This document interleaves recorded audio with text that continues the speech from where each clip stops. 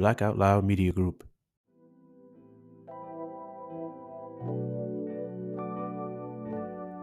Welcome back to another episode of the Brown Sugar Cafe podcast, the place where poetry meets conversation. I'm your host, Terrence P. Elmore, and before we get into today's topic, make sure you hit that plus sign so you don't miss an episode. Also, please subscribe to my blog, thebrownssugarcafe.blog, and if you find any value in this episode or any other episodes, make sure you leave a heartfelt review. So with that being said, let's get to it.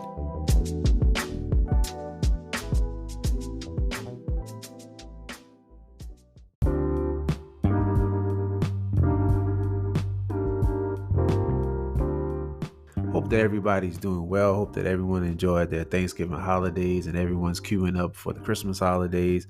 But today we have another special guest. We have Eric Harrison. How you doing, Eric? Man, I'm great. How are you, man? Doing all right. How was your holiday? It was busy, very busy. In the last minute, I kind of found out that I was the host. And also I was the host that was cooking. So I was scrambling around on Tuesday and Wednesday, not much sleep. I think people forget about how much work that is. So yeah, I'm just recovering. So yeah, but it was good though. Family was good, stuff like that. It was a madhouse before Thanksgiving Day. I can imagine a couple of days to get your prep work in. Oh yeah, and you come on, man. You cook, so you know it's like. How are y'all telling me this soon? Like this. Like I can't let nothing marinate. I can't let nothing sit. I can't, you know what I mean? So I'm doing like quick rub stuff and like oils to make sure stuff stick, Turkey came out good though. Okay. Cause I had to do a couple of tricks with that turkey because I like that turkey to sit, but yeah. Anyway, we made it. And ain't nobody sick, and everybody was happy. And I had no food left. So it was all good. That lets you know the food was good if you didn't have any left. Yes, for sure. Thank God for that. For real. For those of you who don't know you, kind of introduce yourself. My name is Eric Harrison. And I am known as a transition coach. And people say, well, what the heck is a transition coach? Well, I'll tell you. What I do is I help people to lean into the significant changes in their life. I think that most times we are creatures of routine. We love routines. And actually, routines are celebrated, right? Like we talk about consistency and all those types of things. But sometimes if you're a slave to your routine, you miss out on the different changes in your life that are going to take you to the next level. So that's where I come in. Some people fight it with everything they have. But when I come in, first of all, we establish several things. Number one, their identity. This is who you are. So in the midst of the changes, you're not going to change these things. This is your foundation. This is what you believe. This is what's up. So then when they go into the transition, it is easy for them to see what's good for them and what's bad. And then they go into it with a plan. I help them put the plan together. And then we see what it is to go from point A to point Z, not B, but Z, because B sometimes ain't enough. And, quite frankly, I've worked with all types of people. I've worked with corporate execs. I've worked with athletes transitioning from playing a sport anymore. I've worked with, empty nesters whose child is left for school, all those types of people. And, it's really been good for me. And I have many different tools that I use for that. Yeah, you pretty much broke that down in a nutshell. Hey, man, I got practice. Yeah. I sit and practice. No, I'm just kidding.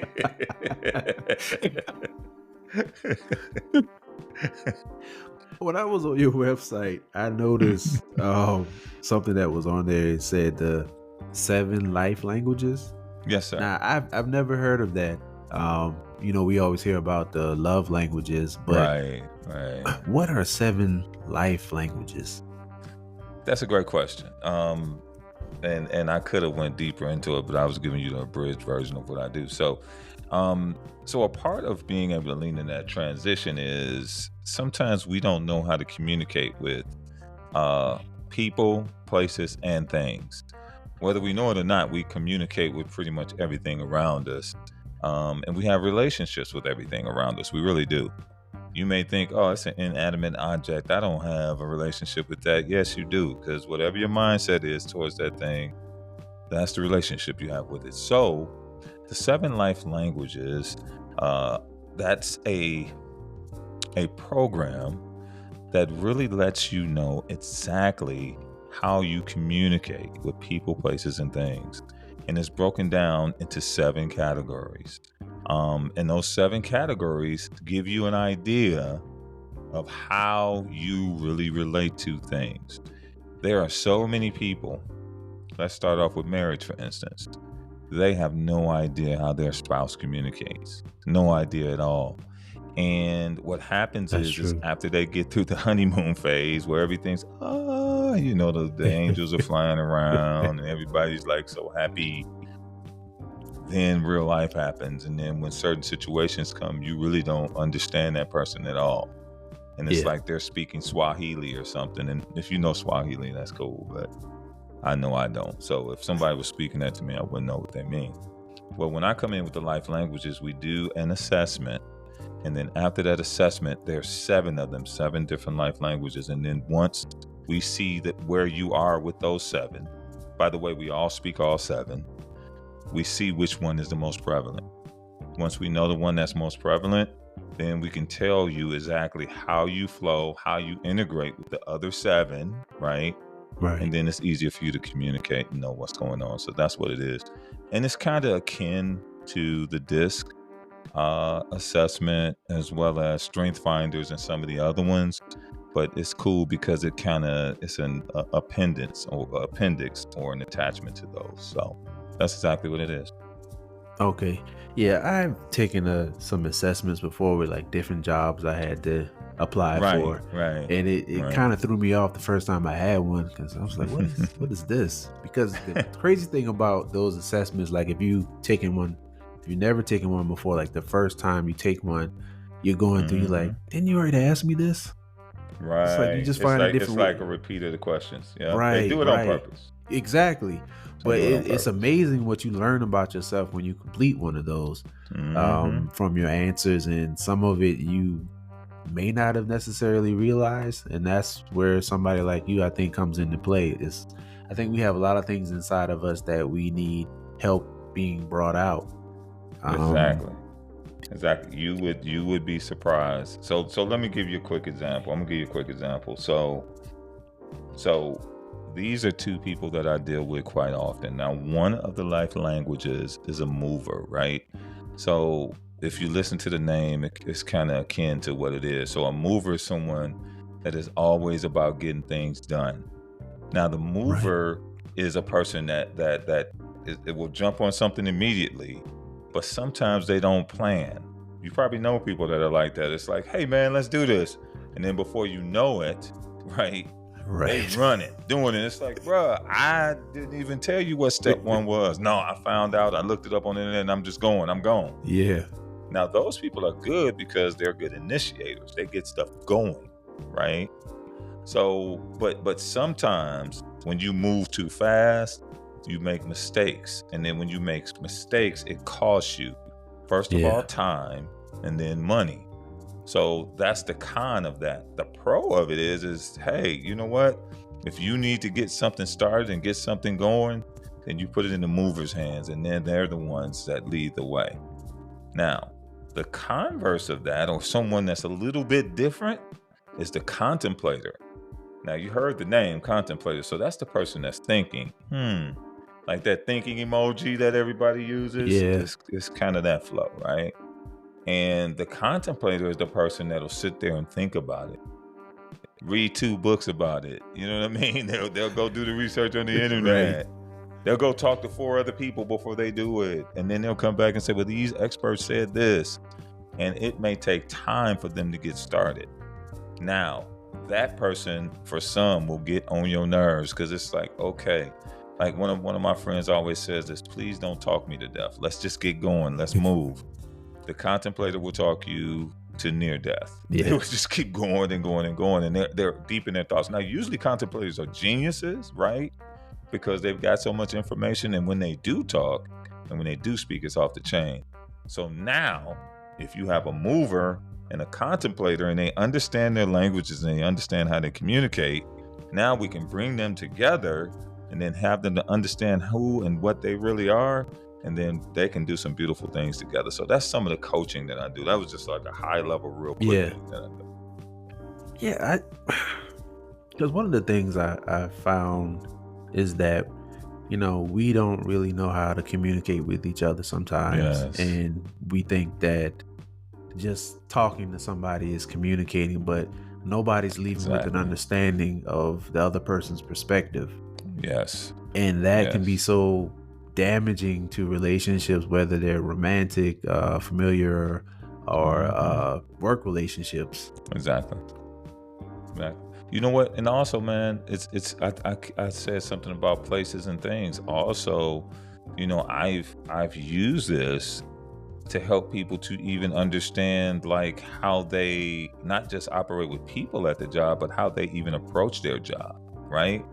Because really think about it. If you're just a mover and you're just doing stuff and not taking the time to think, that's how you're communicating with actually the actions of the job that you're doing. You get what I'm saying? Yeah. So now if it's something that's detrimental, like, man, maybe we could change that. Maybe we could do something to kind of offset that. Now, I'm not telling you to change totally, but at least I'm letting you know what's up with you. So there's something that you said earlier, and you said it's about knowing who you are. That's right. I watched your YouTube video about love and legacy, and something that one of something that one of your sons said was that you had them say who they were. What could you explain that to me, and what was the idea behind that? Because I see that carries on into what you're doing now, so that has to be a very important piece. It really is, and I'm glad you pointed that out. In society, it's been this way forever. It's just that people have used different tools, but the biggest thing in society has been to try to influence people to do things and to be things that they're not. Yeah. And so many times, and like I said, I mean, in our generation, it was the television, right, at first. Then social media came, right? But then even before that, before we were born, in the older generations, it was the radio, right? Yeah. And then before that, it was the newspaper. And there were always things to try to get you off of kilter with who you really are. And people, believe it or not, never really spent a lot of time with themselves because they felt that they always had to be busy doing something. If I sat and told you, man, you know what, man, I just chilled all day and I just was sitting by myself, just getting myself in order, like journaling, man, there was a time where people would be like, man, you wasted your time all day. That's all you did? Yeah. That's not what's wrong with you. Yeah. Exactly. So the thing about it is that meant a lot to me, and that was a problem I had when I was a young person. So when I talked to my boys and when they were brought into the world, the one thing that I always wanted to do was just make sure that they had their own identity and that they could embrace who they are, because I had seen so many people try to be somebody else. Yeah. I mean, it started with like dudes trying to talk to girls, right? Come on, man. Like a dude will always try to be somebody that he's not. Oh, yeah. You know what I'm saying? Yeah. Try to dress some kind of way that he came up. Yeah, you know what I'm saying? Or say something, or, try to hide something that he really ain't got, or the fake gold chain that turns green on your neck. You know what I'm saying? Borrow his cousin's code or something like that. You know what I'm saying, bro? Yeah. So it started there, but then I saw like the detriment that it had in my life. So I wanted to stop it in my boy's life. And from a very young age, I always would just ask them, man, who are you?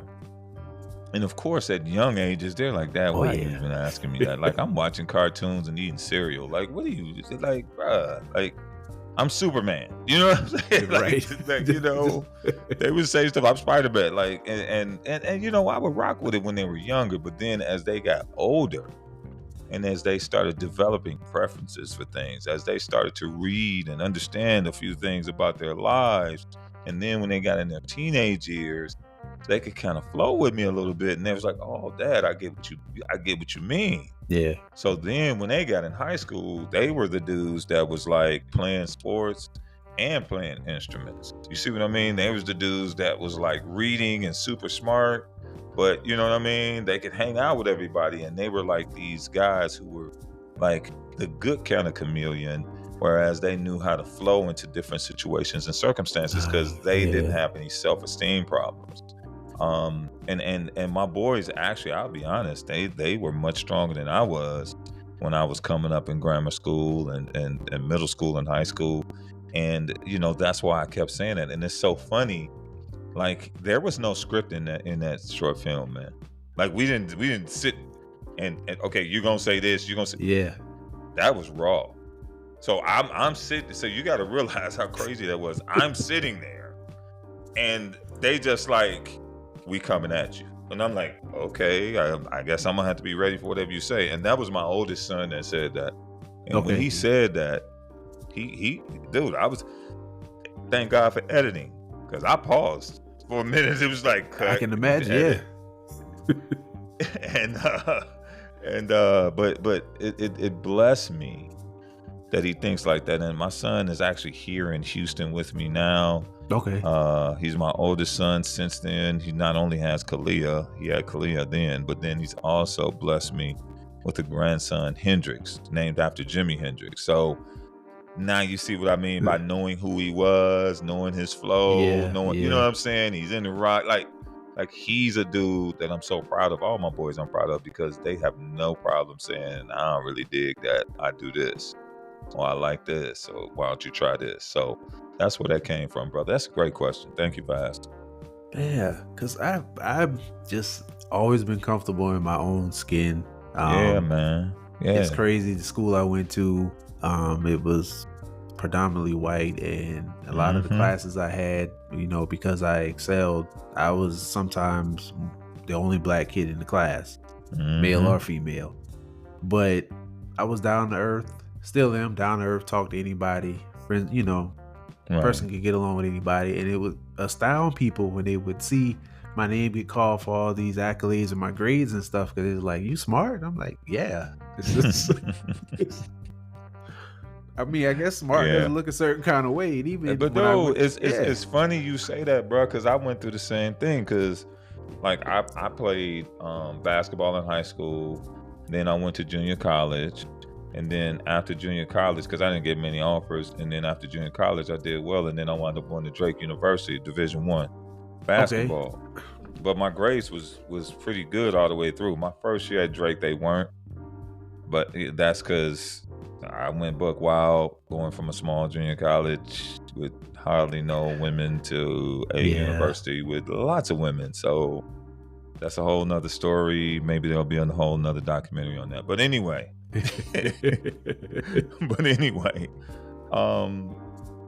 I've always had good grades. I was a leader. I was like on student councils and stuff. And they're like, "Wait a minute, but you a hooper. Like, you ain't supposed to be doing that." And I was like, "Nah, I like this. I care." Yeah. So it's funny you say that, bro. I just think, like I said, in this society, man, it's there's so many things that try to put you into a category, and I think that's we need to get away from that totally, because that just sucks out creativity and sucks out all the things that just adds color and texture and layers to this life. You know what I'm saying, man? Yes. Because I was a part of an organization one time, and I remember we were having a meeting, and the facilitator, he tried to go down the line and tell everybody what their job was, and I was like, you kind of need to let people kind of feel out. Yeah, we have things that we excel at, but to me, a team is where we bring out things, the best in each other, but we also bring out things that we don't know we have inside of us. Exactly. And if you're sitting here telling me that I'm only good for this one thing, I'm not going to try to explore and see if I'm good at something else. Because I always wonder, like, I played basketball and ran track, but I always wonder, like, maybe if I had picked up badminton or tennis or something Right. like that, what would have happened then? Exactly. Exactly. Bro, I'm using that now. Like I'm still I still work out a lot. If you look at my Instagram page, I'm always doing some workout videos. I think I'm probably gonna get rid of some of those. I don't know, but that's my life. I'm usually in front of this laptop, writing, or in the gym. For some other reasons, maybe we'll get into that a little bit later. But the thing about it with me is that I've always wanted to be versatile. So now I'm a little more mature and I'm starting to feel my body feel different. So I was still doing them same workouts like I was 20, 25, 30. Oh no, yeah. That ain't working. So again, that mindset, like what we're talking about, let me transition over into yoga. Now I'm 6'6" and about 250. And people are like, how are you 6'6", 250 doing yoga? Very easily. I just set my mind to do it and started doing it. Now, at first, I was stiff as a board. I felt like I was going to snap in two. But now, at least I'm decent and I can stretch a little bit and I'm good. So, those types of mindsets translate into many of the things that, we need to do in life. Express your perspective. I like the sound of that. Where did you get that from? I mean, it's all in common, man. If you really look at what I've been saying so far, the thing about it is, there's so many groups, factions, organizations, religions, everything that tries to tell you how you should present yourself. Now, I'm not saying, just run around butt naked all the time. I mean, Right. I ain't tripping on you, but, it's a majority of people ain't gonna get you. Right. A majority. Majority for real. A vast majority, right? But what I'm saying is that it's been whittled down to the point of how you speak or a certain type of clothing you wear. And I think that a person's expression, again, adds so much to life, right? When you see somebody with something or a garb on that's so different than anything you've ever seen, and it's colorful and it's beautiful, or you see someone with an amazing hairstyle, or you know what I mean, or you see somebody of another race or another culture, or you look at someone's plate and you see, oh my God, what is that? Like those are all expressions.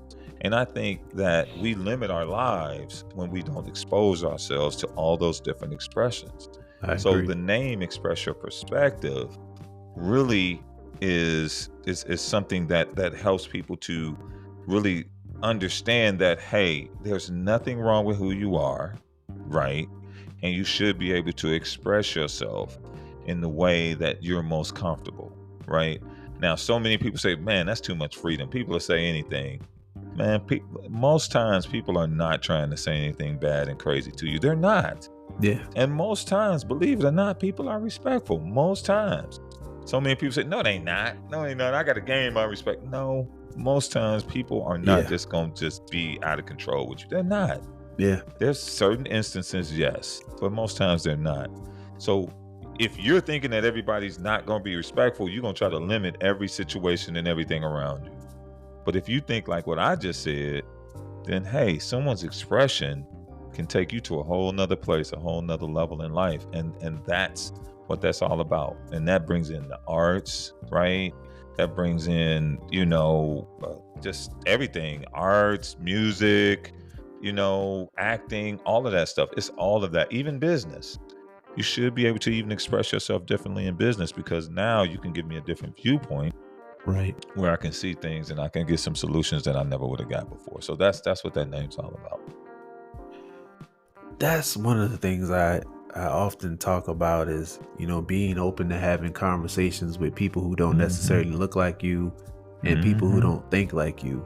One of the things that kind of troubles me sometimes when we're giving people advice, sometimes somebody will tell someone, well, if you're not feeling this and this doesn't resonate with you, then just unfollow the person.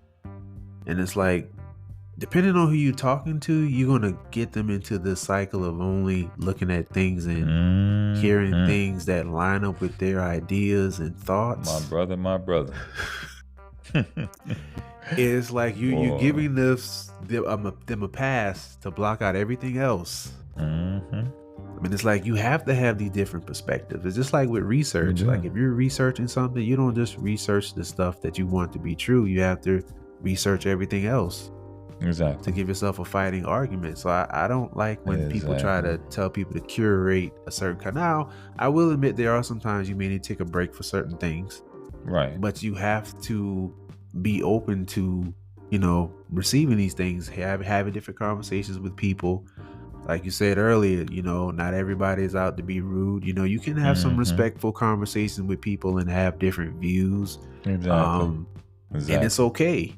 But when you get into this routine of just only, I just want to see this one thing and I just want to believe this one thing, I think you're setting yourself up for failure. And I don't like when people do that. It's like, exactly. Tell them maybe take a break, but don't tell them to just, unfollow all these people and just follow this. Right. Because when you have those certain hate groups, that's what they're doing. They're only following these that's people. That's exactly what it is. And how are you any different from them? See? You really aren't any different. As a matter of fact, you may even be worse because now you're kind of like internalizing all of that. At least the hate group gonna let you know. Yeah. And I know to stay away from them, but you're the person that's kind of like incognito doing this. And I'm still around you and I'm getting affected by, that limited, exposure. So yeah, I agree with you, bro. Totally. Yeah, because one of the advice I got a long time ago about not limiting your creativity is something as simple as when you go, people don't really do this, but when you go look at magazines, right? I know that was a big thing back in the day when I was going to just go check out magazines. I used to love to get like The Source, Sports Illustrated. Hey, bro. Bro, the worst day of my life, one of the worst days, was when Borders Books closed down because that's all I did was go to the magazine section and hang out. I still do it now at Barnes & Noble. Yeah, like people I do be that. like, bro, you been over here for 3 hours. Yeah. I still go to the library, check out the magazines. Magazines are everything. Yeah. Everything. Dude, I've been... Anyway, man, see, that's why you my dude. I knew we was cool. See what I'm saying? Hey, but what are the I best... could literally call you and be like, bro, let's go get some coffee or some tea, and I'm going to meet you at the Barnes & Noble. We'll be just in the mag. Dude, that's what I'm talking about. One of the best advice I got about magazines was, check out a magazine that you may not normally look at. Exactly. And you get like a different perspective on things. So that's something I started being intentional with doing, looking at different types of magazines, and it broadens your understanding. Because I think if we're here trying to connect and communicate with people, we need to expose ourselves to different things and different, just simple things. We may put on our pants a certain kind of way. Somebody may put it on a different kind of way. I know back in the day when I was growing up, we used to putting the crease in your pants was real serious. Yeah, we used to get them starched up, but we don't really crease our pants anymore. My pants were so creased, I could cut somebody with my crease, brother. For real. You touched my crease, it was sharp. you was gonna come away with a cut. Whose pants were the sharpest? Like people would go to the dry cleaners, but then you have people. I wasn't ready to go back. You taking me back. But then you have people who are not exposed to that. They never had the. I don't even think people really iron anymore. Yeah. But something as simple as that, a conversation about that could open up a whole line of different things. Yeah. This is the example I always use. One of the most beautiful things that's ever been created, and it's been created from the earth, is the diamond. And it comes from something that is just dirt, soot, pretty nasty, if you think about it. But then pressure creates this thing that is so beautiful. And the thing about it that makes it so beautiful are the facets. the different angles, the different things that you Yeah. see, how you look at it. Like if I look at it from this side, it looks like this. And if I look at it from this side, it looks like this. And the way the light shines through it and how the light like reflects and refracts on the walls and all over the place. Well, people are like diamonds, man.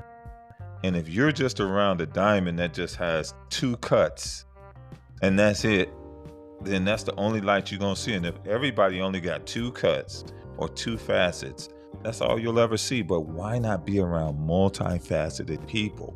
Right. Well, now when things come, when situations and circumstances come, when certain things happen and it passes through them, you could see this light, or you could see solutions that are far different from yours that can actually expand you and help you to get to a place that you need to be. So that's something I always use in my coaching as well. Like, you want to be multifaceted, and you need to understand what that means. Yeah. And I love having conversations with people who don't agree with me. Dude, that's the best. Because I love to see their side of best. things. And I know sometimes when I have conversations with people, I may not get across that, like, I am hearing you, you know? Like, I am actually hearing you. Look, are they most of the time trying to raise their voice and make you raise yours? Yeah. Like they try to get you to we're not trying to argue here. I'm just right, trying to get understanding. Right. I just want to understand where you're coming from. Well, you know, it's like, nah, bruh, I'm just, peace. Yeah. Peace like, signs. I want to know your side of things. I it. want to know what Yes. makes you think that way. I want to know how you came to that conclusion. You know, I'm not saying anything is wrong with it. I just want to know why you think that way. Yeah. Because it's something that you say could help me see things totally different. You just took the words right out of my mouth. Dude, that's how you expand and grow. Yeah. That's so everything. So you must have planned this, bro. See, you really good at interviewing. Like, you know, I'm gonna give you like an A++ if you give me the feedback form after this. I appreciate you killing this interview. You really are. Everything that we've been talking about is transition, bro. That's why I became a transition coach. Really think about that. Knowing your identity. You talked about that, right? Then you said express your perspective. Well, hey, as you're going through the transitions in life, you have to be able to express yourself, express how you're feeling, express what's changing. I don't understand this. I don't like this. I like this. Maybe I can add this. You have to express yourself. And then in transition, you start to get around multifaceted people. So then you begin to understand that, and now you are transitioning. And I always say change is inevitable, right? Yeah. But transformation is a choice. So everything we've been talking about is the choice to transform, right? Right. And it's cool that you got these cool examples. I mean, like, dude, you really, I don't know if you even never need to be my client, because, dude, like, you perfect. Like, everything I'm saying, you know, you picking up. So this is dope. But that's all we've been talking about. So I love it, man.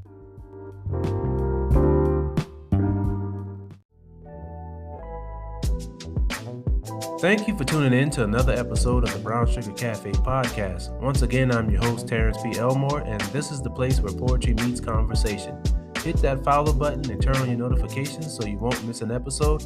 Check out my blog, thebrownsugarcafe.blog. Also connect with me on Instagram at thebrownsugarcafe. Hope you enjoyed this episode, and as always, remember, keep pushing forward.